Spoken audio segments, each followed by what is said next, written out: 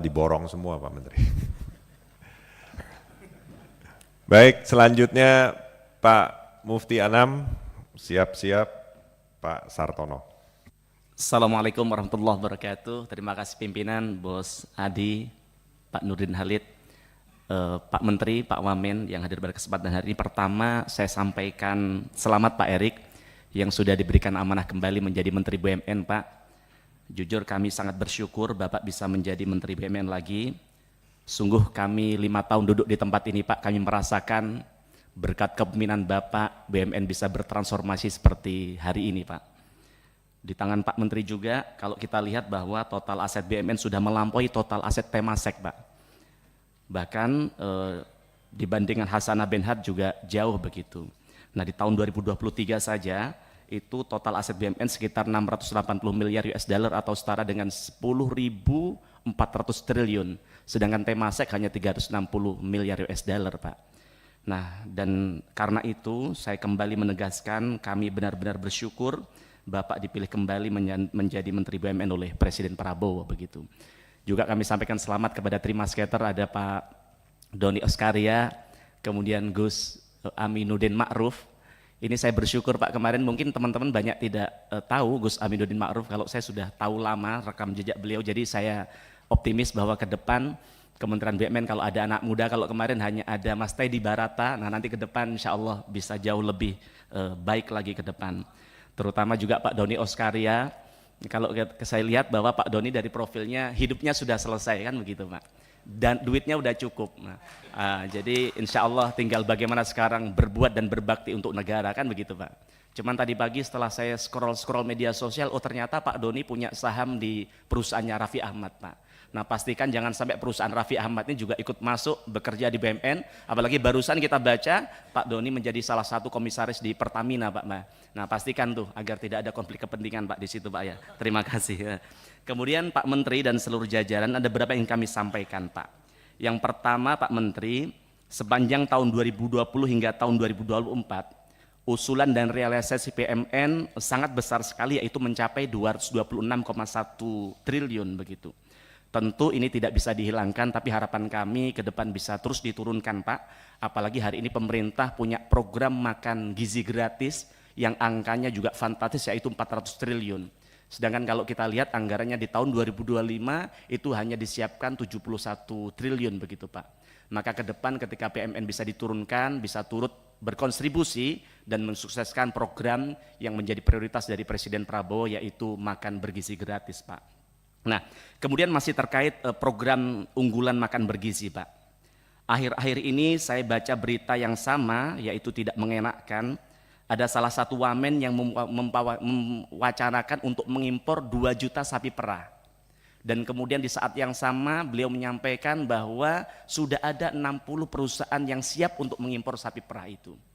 Tapi di sisi lain kalau Bapak baca berita hari-hari ini, di Boyolali Pak, ada namanya UD Pramono yang itu mereka bergerak di bidang peternakan sapi perah, rekeningnya diblokir oleh Dirjen Pajak Pak. Tentu saya tidak sedang membahas benar atau salah, tapi lebih pada melihat ratusan peternak sapi perah ini bergantung hidupnya pada UD Pramono Pak.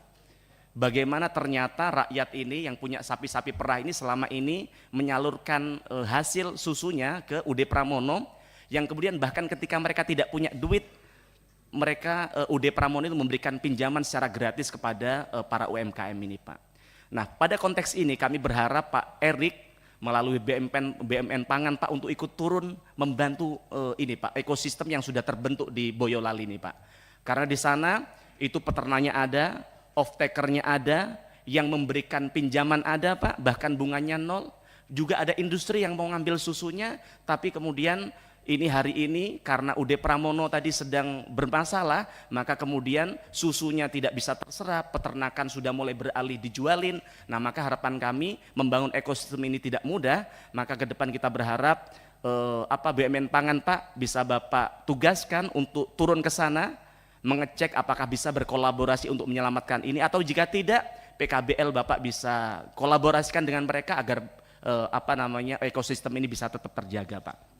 Nah, kemudian yang ketiga, saya mengapresiasi rencana Pak Prabowo untuk menghapus kredit macet UMKM Tapi sekali lagi saya berharap rencana hapus kredit macet UMKM itu bisa berjalan dengan benar, Pak. Karena kalau bicara kredit UMKM maka identik dengan BRI, Pak. Kami berharap jangan sampai tujuannya baik, yaitu menyelamatkan UMKM kita, tapi kemudian mengorbankan BRI ketika tata kelolanya nanti tidak baik begitu. Karena banyak sekali rakyat Indonesia yang hari ini menyagarkan hidupnya ke Bank BRI dalam rangka untuk mereka bisa bertumbuh begitu, Pak. Kemudian yang keempat terkait dividen payout ratio. Saya mengapresiasi dividen yang disetorkan oleh BUMN kepada pemerintah pada tahun 2024 mencapai 45 hingga 50% Pak dari laba bersih. Maka jika kita bandingkan angka ini jauh lebih tinggi dibandingkan dengan praktek di beberapa negara, sebut saja di Singapura 17%, di Hasanah Malaysia yaitu rasionya hanya 20 hingga 25%, kemudian di Sasak China 15-20%, dan kemudian kalau kita lihat di BUMN tetangga kita di Thailand hanya 25 sampai 30%. Nah, saya melihat bahwa ini satu prestasi yang luar biasa. Setoran dividen dari Kementerian BUMN ke negara menjadi yang terbesar dalam sejarah, Pak. Tapi harapan kami jangan sampai kemudian rasio dividen yang besar ini kemudian mengancam kemampuan BUMN untuk melakukan reinvestasi untuk menjaga kesinambungan mereka ke depan, Pak. Nah, maka kami minta tanggapan dari Pak Erik terkait hal itu. Kemudian yang kelima, Pak Menteri, saya jujur ketika Pak Presiden Prabowo saat itu akan mengumumkan nomenklatur kementerian, saya deg-degan, Pak. Karena saya khawatir bahwa kementerian ini akan dihapuskan, karena dalam berbagai pernyataan termasuk di diskusi-diskusi, termasuk di debat-debatnya Presiden saat itu, hawa-hawanya, nada-nadanya bahwa BUMN ini akan dihapuskan. Tapi saya bersyukur ternyata Kementerian BUMN tetap ada. Namun kemudian hari ini kami dibikin khawatir lagi, Pak. Kami deg-degan hari ini karena katanya pada tanggal 8 November nanti Presiden akan meresmikan namanya Danantara, Pak. Yang ingin kami tanyakan Pak Menteri, bagaimana sikap Bapak? Bagaimana pandangan Bapak terkait Danantara ini, Pak? Bapak setuju tidak? Karena kalau kami lihat, Pak, tujuan Danantara untuk kan bagaimana mengoptimalkan apa yang sudah ada selama ini di BUMN. Yang kami lihat, kalau Bapak tadi paparan di halaman 8, di halaman berapa tadi? Dari total 47 BUMN yang sakit, Bapak mampu menyembuhkan 40. Jenengan tahu, Pak, dokter spesialis saja, Pak, tidak bisa menyembuhkan 40 orang sekaligus, Pak. Tapi ini BUMN yang sakit, yang itu tentu sangat kompleks sekali, lebih kronis daripada sekedar kanker, Pak. Tapi Bapak bisa menyelamatkan 40 dari 47 BUMN. Nah, maka yang kami ingin tanyakan, apa sebenarnya tujuan dari Danantara ini? Nah, kami ingin tanyakan juga kepada Bapak, ketika Danantara ini ada, sebenarnya apa tupoksi dari Kementerian BUMN? Kemudian juga bagaimana tupoksi dari Danantara dan juga holding BUMN yang sudah Bapak bentuk yang sebenarnya dalam kacamata kami sudah sangat bagus, Pak. Nah, maka kami ingin dijelaskan di tempat ini agar apa, Pak? Agar kemudian kelincahan Bapak dalam mengelola BUMN selama ini tidak terhambat dengan hadirnya Danantara yang dengar-dengar akan dipimpin oleh orang yang bermasalah di dalam persoalan Bank Senturi, Pak. Yang artinya rekam jejaknya masih juga dipertanyakan. Nah, jangan sampai sesuatu yang baik ini yang berdampak bagi negara dan juga rakyat kemudian jadi tidak optimal karena adanya Danantara begitu, Pak. Kemudian yang selanjutnya, Pak Menteri, terkait skandal pemberian kredit dalam jumlah signifikan kepada PT Galena Kalbar yang diduga melibatkan Wadirut Bank Mandiri Ibu Alexandra Askandar. Kasus ini mencuat karena kredit yang disalurkan ternyata tidak melalui prosedur yang seharusnya.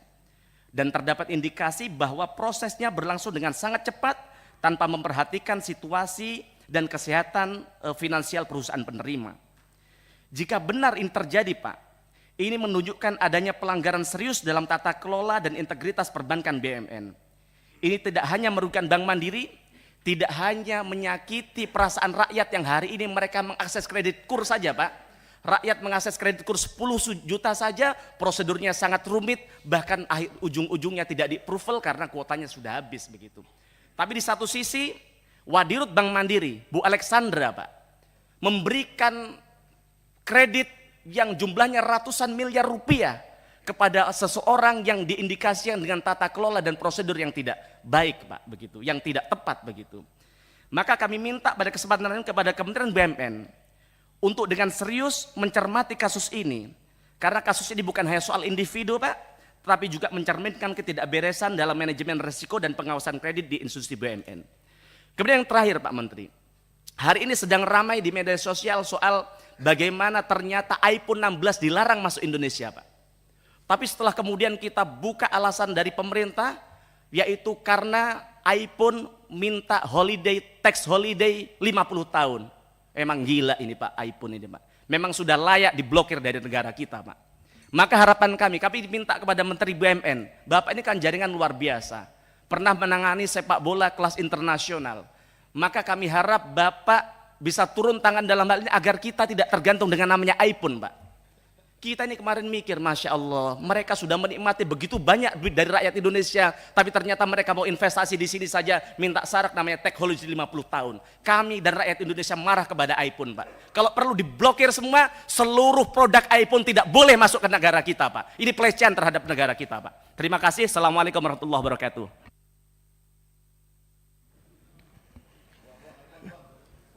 Kalau iPhone sampai di blok banyak yang repot ini Pak.